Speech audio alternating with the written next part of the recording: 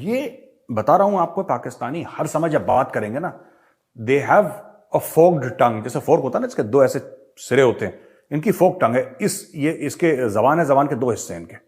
एक हिस्से से कुछ बात करेंगे, एक हिस्से से कुछ बात करेंगे, एक ही मुंह से इनकी दो बातें निकलती हैं एक टाइम पे, और एक दूसरे के बिल्कुल बरखिलाफ बातें। ठीक है, इंडिया सपोर्ट भी कर रहा है और उनको सेटल भी करना है। इंडिया अगर सपोर्ट कर रहा है तो तुम्हारे दुश्मन है, मारो उनको। इट्स सिंपल, लॉजिकल बात है, खत्म करो उनको, चाहे वो पाकिस्तानी शहरी क्यों ना हो, है तो तुम्हारे गद्दार, खत्म करो उनको। General Asim Munir, chief of army staff of the Pakistani army, कह रहा है कि टेररिस्ट हैव नो रिलीजियस और आइडियोलॉजिकल मूविंग्स। देखिए, एक तो आसिम मुनीर साहब अच्छा नहीं लगता, आप बड़े सीनियर ऑफिसर हैं, मैं आपको ये तो नहीं बोलूंगा आप झूठ बोलते हैं, लेकिन सर झूठ मत बोलिए। ठीक है, आप ये कह रहे हैं कि ये टेररिस्ट का रिलीजन से कोई लेना देना नहीं है। तहरीक तालिबान पाकिस्तान तो ये कह रहे हैं कि हमें पाकिस्तान में शरिया नाफिज करना है। आप कैसे कह सकते हैं कि उनका रिलीजन से कोई लेना देना नहीं है? वो तो खुद कह रहे हैं, ये मैं नहीं कह रहा। तहरीक तालिबान पाकिस्तान ये कह रहा है कि पाकिस्तान का जो आईन है, पाकिस्तान का संविधान है, पाकिस्तान का कॉन्स्टिट्यूशन फ्रॉड है।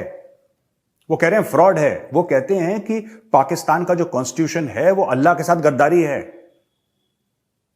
पाकिस्तान में चोरी करके जो पकड़ा हुआ उसके हाथ कटने चाहिए, उसको जेल में क्यों डाल रहे हो?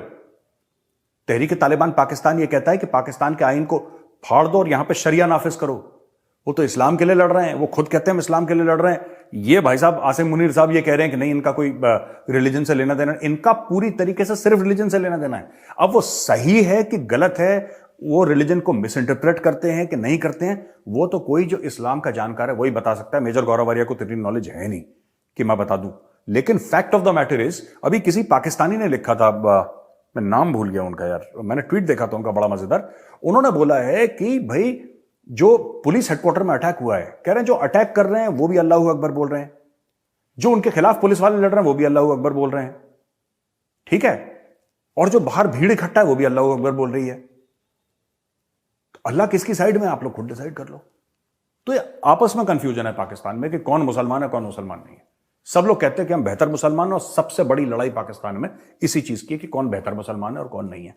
But the fact of the matter is कि बड़े बड़े लोग जो हैं आज पाकिस्तान में, ठीक है, बड़े बड़े लोग, उन्होंने पूरी जान लगा दी है टीटीपी को रीसेटल करने में। मैं आपको बताता हूं, ये भी प्याज वाला मामला है बड़ा।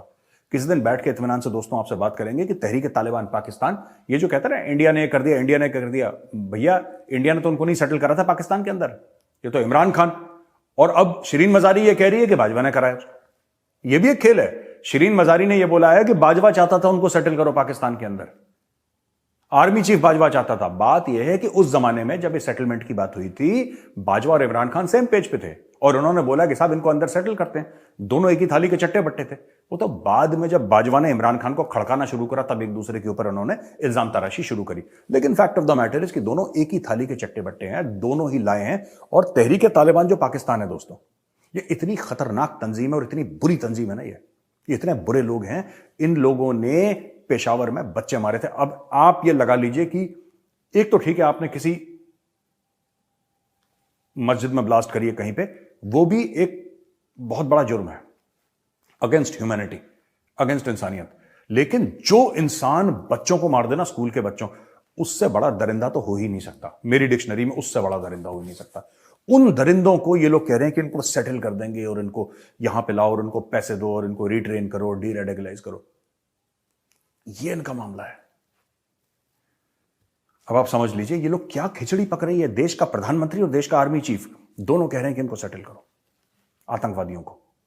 अरे भाई, आप तो ये कहते हो अभी तक कि भारत इनको पैसे दे रहा है, आप तो ये कहते हो कि तहरीक तालिबान पाकिस्तान पूरा का पूरा अक्रॉस द बॉर्डर से इनकी फंडिंग आती है, आप तो ये कहते हो कि ये सब बड़ा इनको ट्रेनिंग श्रेनिंग ये सब इंडिया करता है।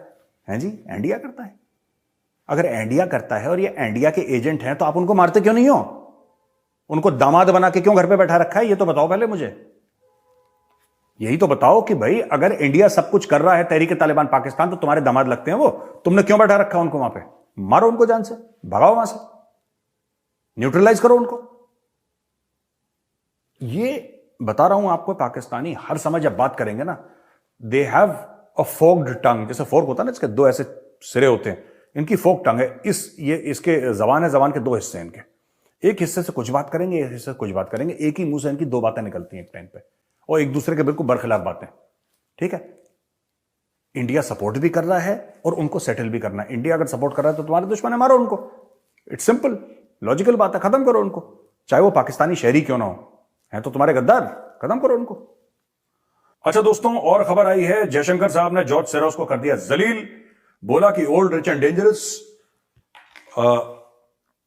जॉर्ज सोरोस को ना, मुझे ऐसा, देखिए बात यह है कि मैंने फिर बोला था, मैं तो सिर्फ ये रिक्वेस्ट करूंगा कि उसके पीछे पड़ जाओ। जॉर्ज सोरोस को कभी किसी ने जवाब नहीं दिया।